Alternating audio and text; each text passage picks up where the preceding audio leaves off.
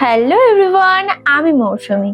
আজকে সকালবেলায় মার সাথে চলে গেছিলাম বড় বাজারে, কারণ পুজো তো চলেই এলো, হাতে গুনে আর মাত্র কয়েকটা দিন।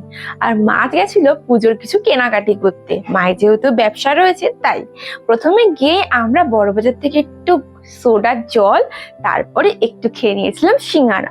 আর তো শপিং করতে করতে সেই বিকাল হয়ে গেছিল, তাই খেয়ে নিয়েছিলাম বড় বাজারের ফেমাস 20 টাকার মোমো, যেখানে কিন্তু মোমোটা ছোট হলো স্টাফিং চিকেন থাকে, আর ঘুগনিটা জাস্ট অখাদ্য ছিল খেতে।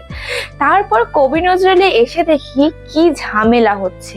তারপর সামনে এগিয়ে গিয়ে জানতে পারি এই লোকটি একটা প্রতিবন্ধী বাচ্চার গায়ে হাত তুলেছে। যেহেতু বাচ্চাটা প্রতিবন্ধী ছিল, তার গায়ে একটু টাচ হয়েছিল বলে এই লোকটা প্রতিবন্ধী সেই বাচ্চাটাকে একটা ঠাস করে চড় মেরেছে। তাই জন্য পুলিশকে অনেক রিকোয়েস্ট করা সত্ত্বেও পুলিশ কোনো ব্যবস্থা না নেওয়ার এবং রিপোর্ট না নেওয়ায় এই ঝামেলার সৃষ্টি।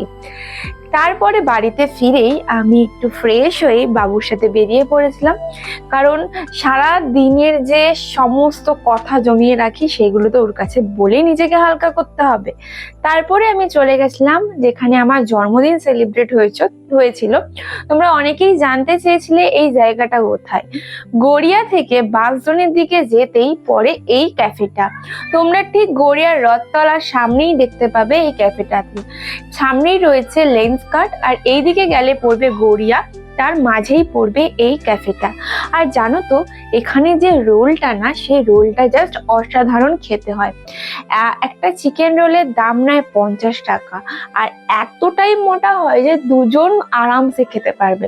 তাই আমরা দুজন ঠিক করলাম তো চলো আজকে একটু রোল খাওয়া যাক।